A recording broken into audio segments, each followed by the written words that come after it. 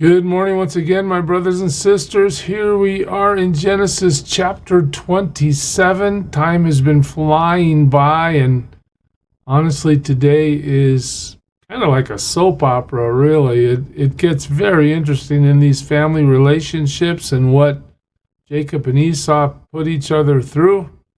But we're going to explore it with the understanding that God, underneath all this, is still accomplishing what God is purposed, what he wants.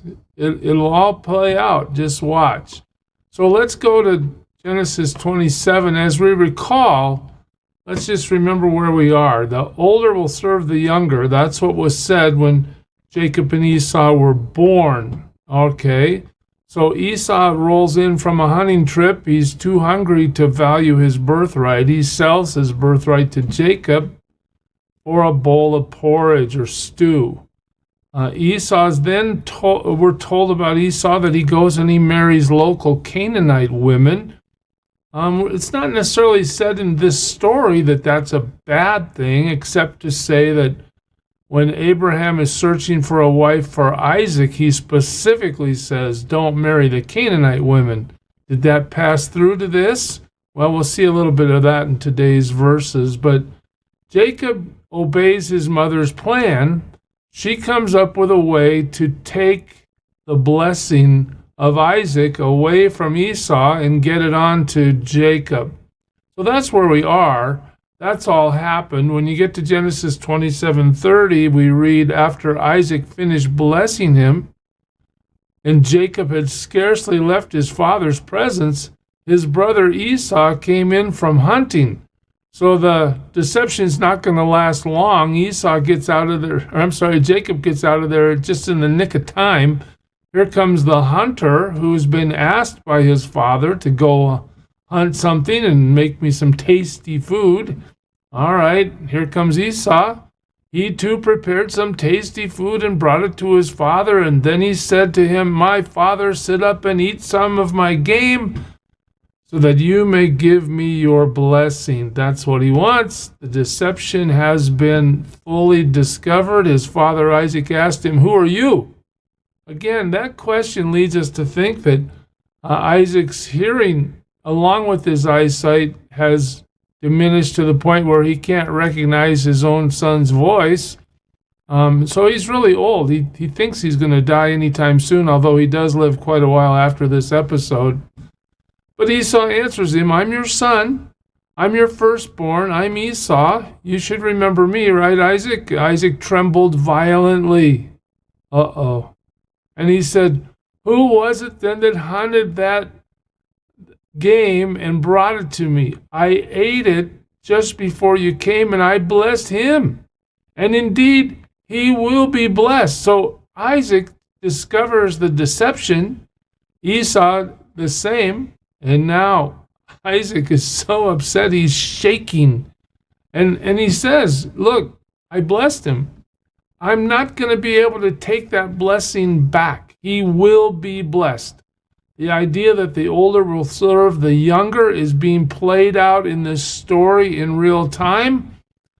But the participants have reactions, right? Isaac isn't like, well, God told us that you would serve your younger brother when you guys were born. So, I guess I'm not that surprised. No, Isaac really wanted to bless Esau.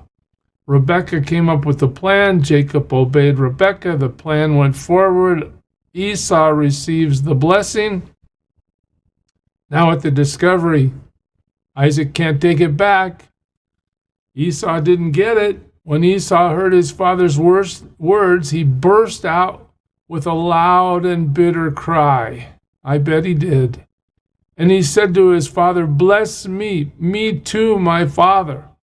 This is the same guy that was so hungry, he couldn't wait another minute. He sold his brother his birthright. Okay, but now he must have realized his position, his mistake, his lack of interest was a mistake. Here he is. I need your blessing, Dad. Come on. But he said, your brother came and deceitfully took your blessing. Again, here we are. Somebody lied to me, I blessed them, and that's the way it is. I can't undo it.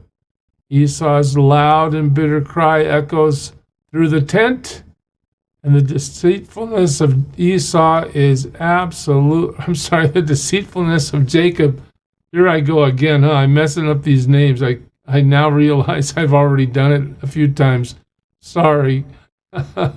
Esau says what? Isn't he rightly named Jacob? He has deceived me these 2 times. Now that is a sentence, isn't it? Esau wasn't deceived when Jacob bought his birthright. Esau willingly participated in the transaction because he wanted a bowl of stew. All right, but here, now that he's offended because he didn't receive Isaac's blessing, Esau wants to talk about how Jacob deceived him in that prior transaction. He took my birthright. No, he didn't take it. You sold it to him. Okay, but you see how once the offense is fully realized, then we all go in and try to protect our own egos and our own sense of self, and we're blaming others. Esau has now painted himself as a total victim when he's not a total victim. He has participated in selling his birthright. Well, now he's taken my blessing, and he asked, haven't you reserved any blessing for me? Isaac answers Esau, I have made him lord over you. Oh, there we go. Just as God's sovereign choice is described in the New Testament, here we see it played out. I have made him lord over you, and I've made all his relatives his servants. In other words, he's going to rule over them too. And I have sustained him with grain and new wine. So what can I possibly do for you? Just step back from this a second and reflect on the power of the blessing.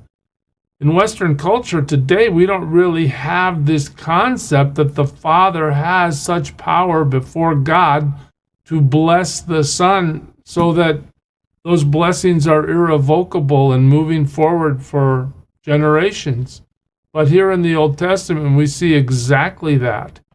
So when asked that question about what Isaac can do, Esau says to his father, do you have only one blessing, my father?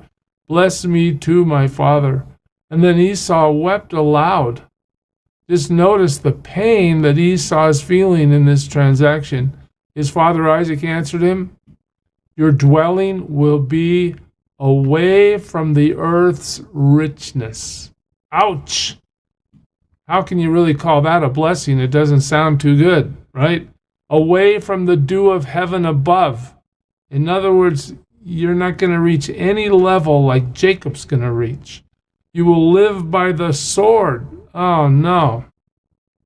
In other words, what does that mean?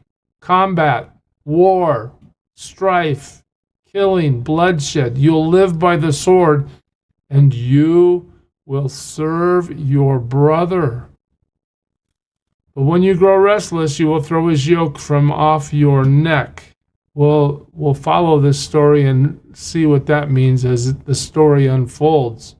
But in the end, just understand exactly what was said at the birth of these twins is now played out in Genesis 27:40. Esau is going to serve his brother, as we were told.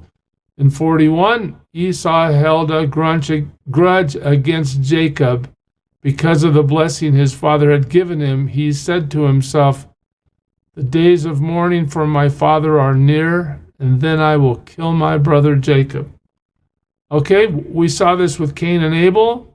Cain was jealous of Abel because Abel offered something to God that God received, and Cain was told to offer something that God will receive. Cain said, no, I'd rather kill my brother. Esau has the same kind of attitude. I've been offended. It hasn't worked out for me like I wanted it to. I'm not going to humble myself. I'm going to kill my brother. All right, that's his intention. What happens? When Rebekah was told what her older son Esau had said, she sent for her younger son Jacob and said to him, Your brother Esau is consoling himself with the thought of killing you. Man, no wonder Jacob got scared. Now then, my son, do what I say. Okay, here comes Rebekah. Another plan. Another way to get out of all this. All right, flee at once to my brother Laban in Haran. Now we're going to look at the family tree again because as I've demonstrated fully, I have trouble keeping all these names straight. But we're going to try one more time just in a second. But where is Haran again? You remember it's way north. It's where Abraham sent his servant Eleazar to Haran to look for a bride for Isaac. Now, Rebekah is sending Jacob to Laban, who lives in Haran. Again, you're getting out of town. That's a code for what's happening here. Go to my brother, your uncle, right? Stay with him for a while until your brother's fury subsides. This will be a temporary thing, but you need to run for it. All right. The text continues, when your brother is no longer angry with you and forgets what you did to him. Remember, this is a hunter. This is somebody that is known for his ability to kill. Esau, I mean. I'll send word for you to come back from there. Why should I lose both of you in one day? That is a sentence or question that just stuck with me this morning as I prepared. How does Rebekah consider to have lost Esau? She's sending Jacob away, but how? Perhaps it's the case that the plot, it's not just the deception that Jacob carried out, but the plot that Rebekah was intimately involved in making all that happen. Maybe Esau has denounced his mother in some way. But Rebekah's feeling is she's lost Esau, and if he kills Jacob, she's going to lose him too. Why should I lose both of you in one day?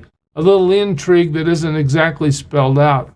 Then Rebekah said to Isaac, I'm disgusted with living. Now listen to this. Because of these Hittite women. Who married Hittite women? Well, Esau did, remember? If Jacob takes a wife from among the women of this land, from Hittite women like these, my life will not be worth living. I'm upset. Look at these Canaanite pagan women hanging around us over here. Now, what is this? I think it's Rebekah saying, this is my way to get Jacob out of here without really disclosing that he's running for his life because Esau wants to kill him.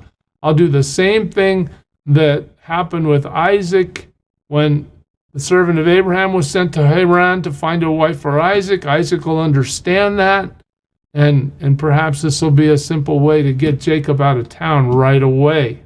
So Jacob's not going to take a wife from the Hittite women. Jacob is being sent to Haran. And here we go, the chart. It's a little small, I'm sorry. But at the top you see Terah, right? He has Abraham. Abraham marries Hagar. They have Ishmael. Okay, good enough. Abraham doesn't really marry Hagar.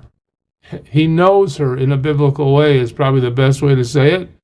Abraham is married to Sarah, and they have the son of promise, Isaac. Okay, now, Isaac marries Rebekah. Where does Rebekah come from? Well, if you remember, Terah has another son named Nahor. He has a son named Bethuel, and Bethuel has a daughter named Rebekah. So now you see the connection in the lineage of the patriarchy, okay? Abraham and Sarah, Isaac and Rebekah, Rebekah is the daughter of, Isaac's uncle? Okay, so technically a cousin. All right, now let's zoom in for a second here, and just remember this. Bethuel has two kids, Rebekah and Laban, at least two that are focused on, I should say. And what happens? As the story unfolds now, and Rebekah sends Jacob to Haran, you'll see that Jacob now is going to get involved with two of Bethuel's granddaughters, two of Laban's daughters, and we'll watch that negotiation unfold. There's also going to be a couple other ladies that have babies with Jacob But in the end, God is doing what? Through all this chaos, he's bringing his 12 tribes of Israel into fruition. He's making it happen, and we'll see that play out as we continue through the book. I hope I didn't confuse you too much by messing up the names this morning. Just notice the drama and the chaos associated with God working out his plan. His plan doesn't depend on our perfection, does it? His plan moves forward despite our imperfection. That should be of great comfort to you and me. But we'll see how this patriarchy gets formed and where it goes from here as we get together again next time. God bless you, church. Serve him well today.